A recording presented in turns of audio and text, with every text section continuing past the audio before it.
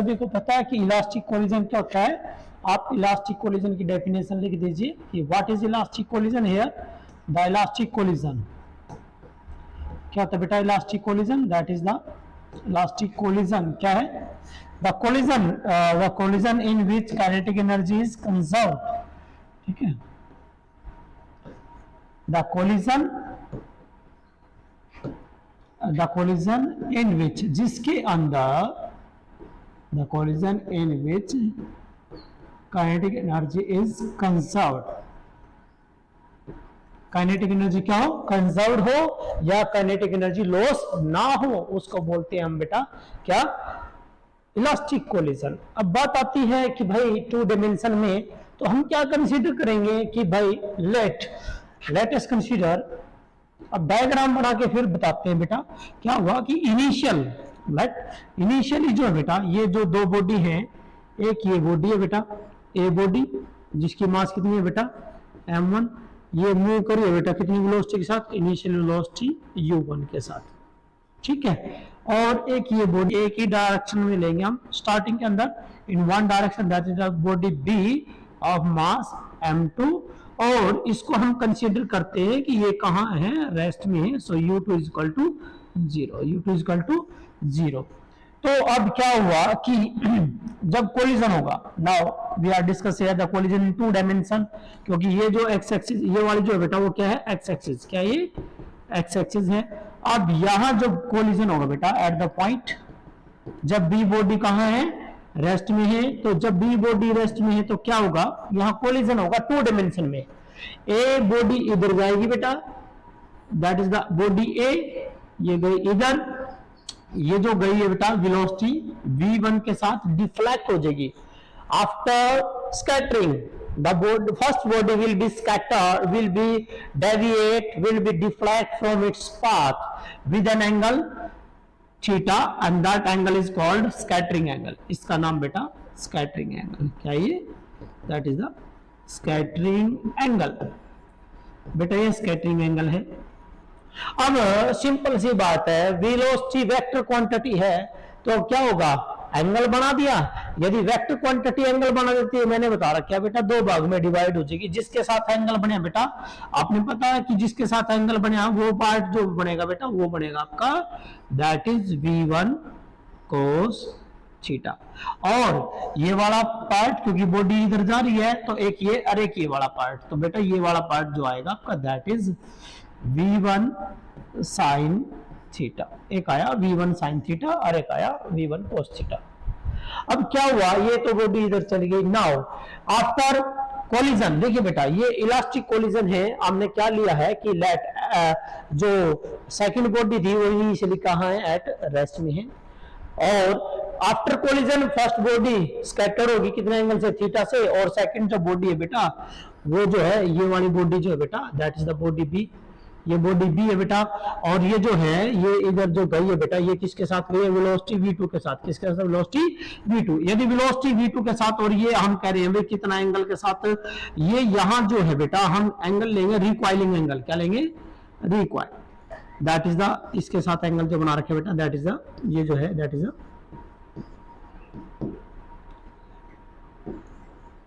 रिक्वाइलिंग angle, क्या ये रिक्वाइलिंग angle है, ये रिक्वाइलिंग एंगल है।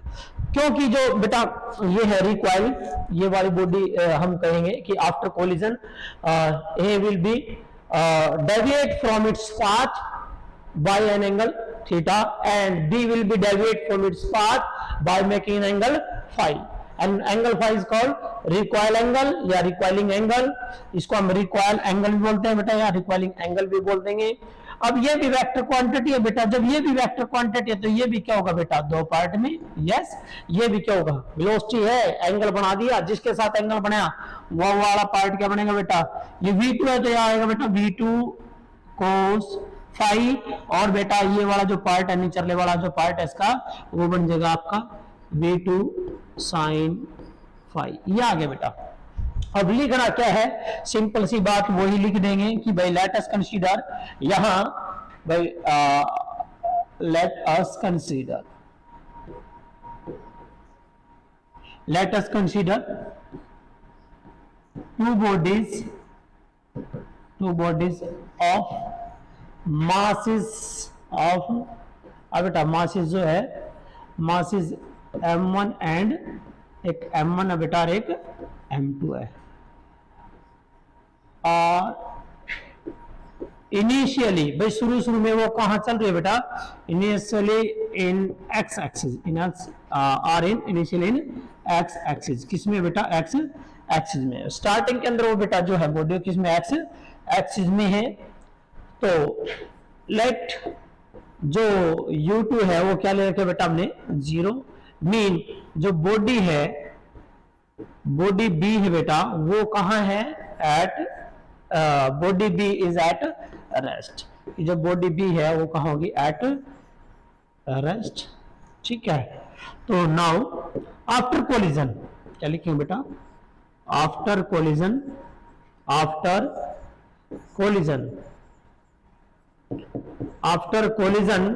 बॉडी ए जो है वो क्या हो रही है बेटा, body A will be deviate या you can say deflect, after collision A will deflect, a will deflect, a will be deflect, deflecting, a will be deflect from its it will be deflect from its straight path, from its straight path, ये जो body है वो अपने straight path से deflect हो जाएगी और कितना एंगल बनाएगी बेटा थीटा, ठीक है। A will be deflect, A will be deflect from its straight path and also B, तो B भी जो है बेटा वो डिफ्लेक्ट हो गई है, B भी डिफ्लेक्ट हो गई है। तो अब यहाँ क्या है, ये आपको पता है कौन सा है, इलास्टिक कोलिजन है, तो काइनेटिक एनर्जी नॉट लॉस, नहीं लॉस होगी। अब यहाँ क्या बेटा देखिए ध्यान से देखना है, ये वाली जो एक्सिस है, ये वाली जो एक्सिस है वो क्या आपकी वाई एक्सिस, क्या बेटा ये वाई एक्सिस है, ये वाली वाई एक्सिस है, ये वाली क्या है एक्स एक्सिस। तो कोलिजन कितना है 2 dimension, because they are the 2 dimension, दो एक्सिस आ गई बेटा, एक एक्स और एक वाई है, यहाँ दो एक्स और जेड भी हो सकता है, वाई जेड भी हो सकता है, कोई भी दो हो सकती है। इसका मतलब है कि भाई जो कोलिजन है वो कितने में 2 डायमेंशन में हो गया है। अब क्या करोगे, अब क्या करना बेटा आपने, अब इसमें जो है law of conservation of kinetic energy यहां यूज करेंगे,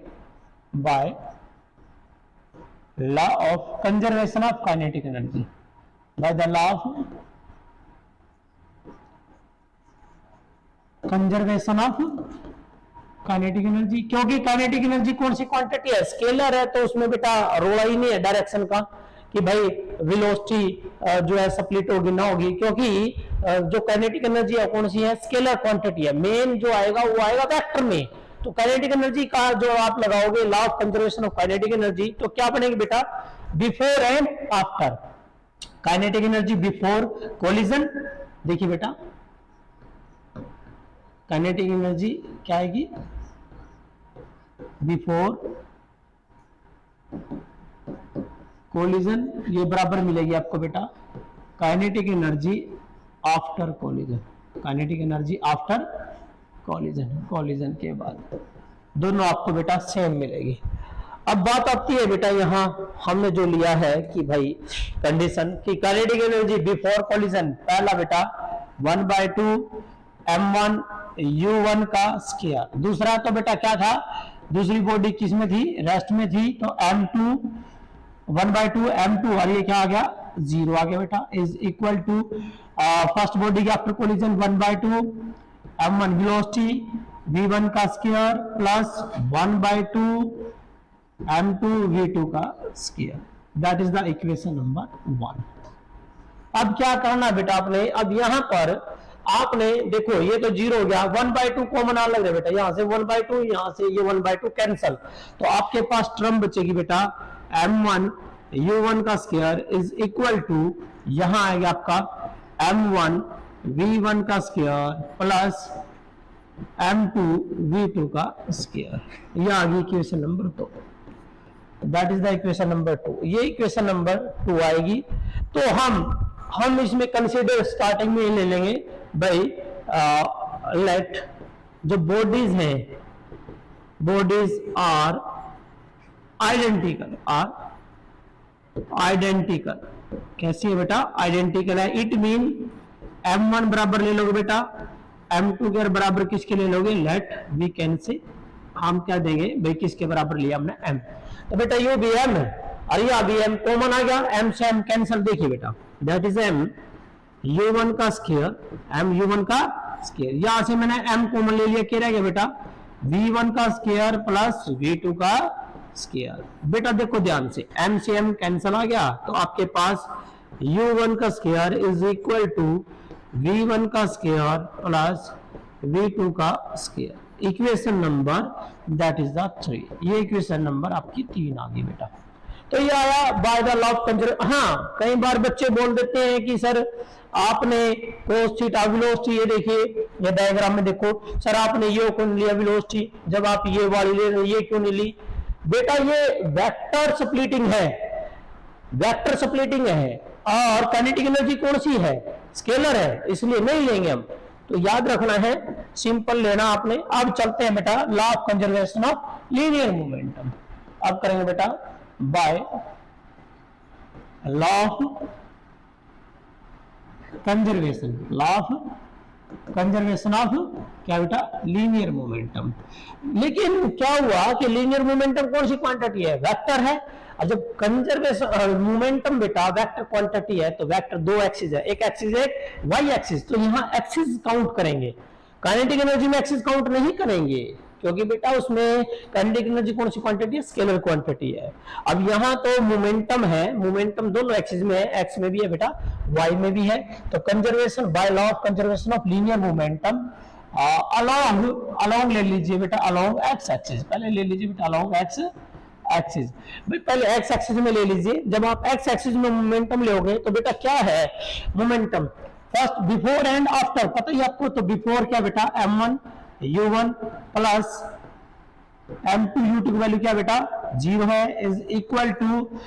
अब एक्स एक्सिस की बात हो रही है तो डायग्राम में देखिए बेटा एक्स एक्सिस में ये रहा पहली बॉडी का वेलोसिटी, ये सेकंड की है, तो इसका मतलब क्या आएगा, आपके पास टर्म आ जाएगी that is m1 v1 cos theta plus m2 v2 cos phi. तो ये आपकी जो इक्वेशन है that is the equation number 30, that is the equation number 4। बेटा ये क्वेश्चन इक्वेशन नंबर 4 आ गई। नाउ पुट, अब आपने क्या करना है,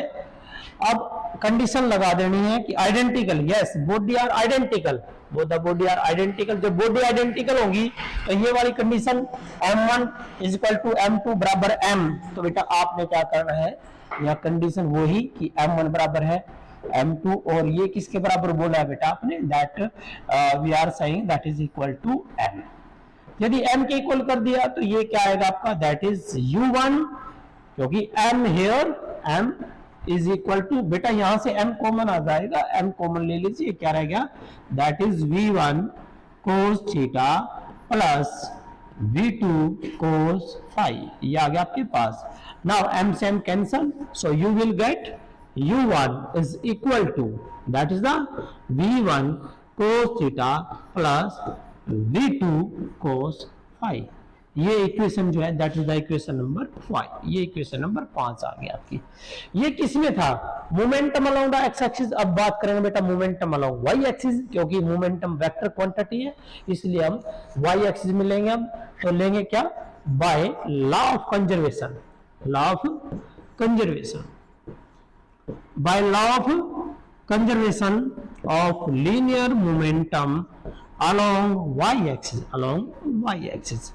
तो बेटा y-axis में लेंगे। अच्छा ये देखिए कमाल की बात है, बिफोर कोलिजन, बिफोर टकराने से पहले तो वो किस में थी, सिर्फ x में थी, तो y में क्या है, 0 है, क्योंकि टकराने से पहले तो हमने तो बोला था इनिशियली किस में चल रही है, वो x में चल रही है, टकराने के बाद ही वो दो डायरेक्शन में स्प्लिट हुई है। अब क्या हुआ, जैसे बच्चे कंचा खेलते हैं, देखिएगा कंचा खेलते हैं, वो क्या करते हैं, जैसे कंचा ऐसे खेल ली तो वो क्या होगा, लगने के बाद जो बॉडी वो रेस्ट में ना ऐसे चल जाती है, ऐसे अलग अलग डायरेक्शन में, तो वो क्या 2 डायमेंशन। हालांकि कंचा जो एक तो रेस्ट में है और जो कंचा चलाई है तो वो कौन सा 1 डायरेक्शन है। इसका मतलब बिफोर द कोलिजन तो 1 हो रहा है और आफ्टर द कोलिजन क्या है, 2 डायरेक्शन में है। तो अब यहां क्या लेंगे, law of conservation linear momentum, तो वाई एक्सिस में बिफोर कोलिजन क्या है, 0 है, बिफोर कोलिजन 0 है एंड आफ्टर कोलिजन चलते हैं, डायग्राम से देखते हैं। आफ्टर कोलिजन ये रहा, वाई एक्सिस ये रही, ऊपर क्या लेंगे पॉजिटिव, नीचे क्या लेंगे नेगेटिव लेंगे, तो इसका मतलब है v1 तो पहली बॉडी का तो m1 v1 sin थीटा, क्या आएगा m1 v1 sin theta, it is m1 v1 sin theta. और बेटा नीचे है तो माइनस ले लेंगे, क्या होगा m2 v2 sin phi, and that is equation number 6। ये इक्वेशन नंबर 6। और वही कंडीशन बेटा इसको इधर ले आओ, इस टर्म को इधर ले आओ या इसको, क्योंकि इक्वल 0 है तो इसको इधर ले आओ बेटा। और m1 बराबर किसको है m2 और m2 बराबर m, दोनों इक्वल है, cancel out. So we get here, यहां हमें प्राप्त होगा बेटा v1 sin theta is equal to v2 sin phi, ये आएगा and that is the equation number 6। ये आपकी जो बेटा इक्वेशन नंबर 6 आएगी, sorry equation number 7, that is the equation number 7। अब क्या है, अब क्या करना आपने, इक्वेशन नंबर 7 को नोट करें, इक्वेशन नंबर जो आपकी है बेटा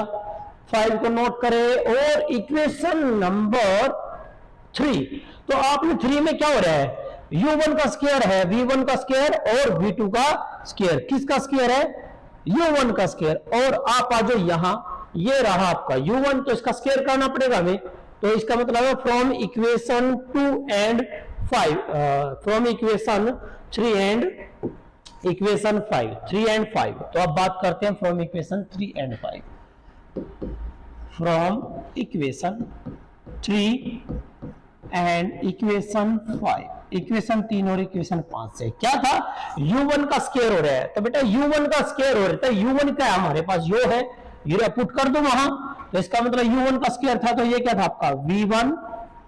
cos theta plus v2 cos phi, ये u1 है तो इसका u1 का स्क्वायर बराबर वहां की स्क्वायर है, वह रहा था आपका v1 का स्क्वायर प्लस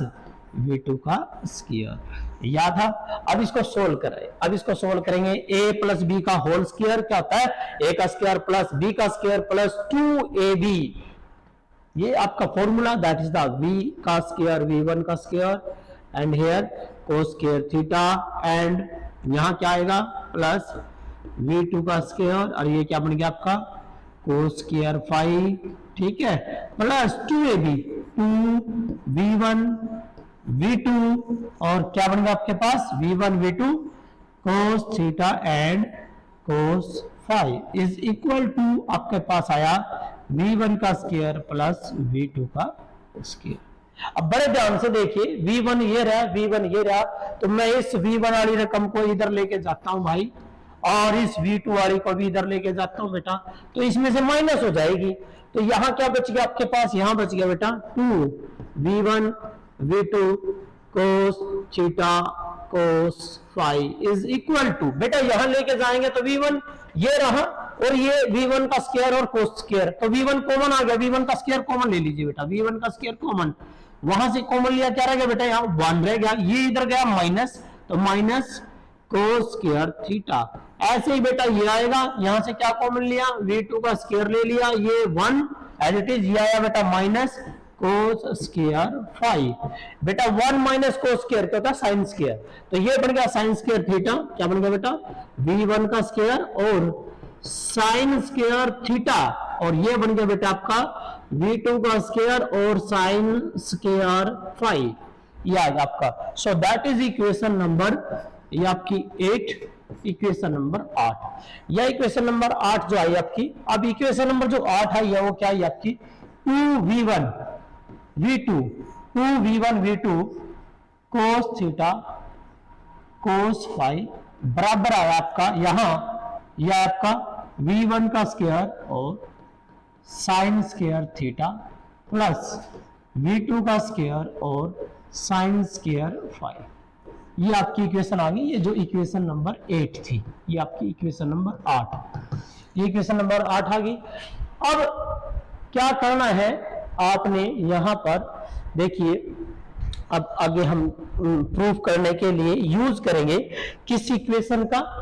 आगे आपने यूज करना है बेटा, देखिए यहां सिंपल है, ये सिंपल है v1 कि जो है V1 इज इक्वल टू, जो इक्वेशन नंबर थी आपकी लास्ट में आई थी, एंड दैट इज, ये इक्वेशन है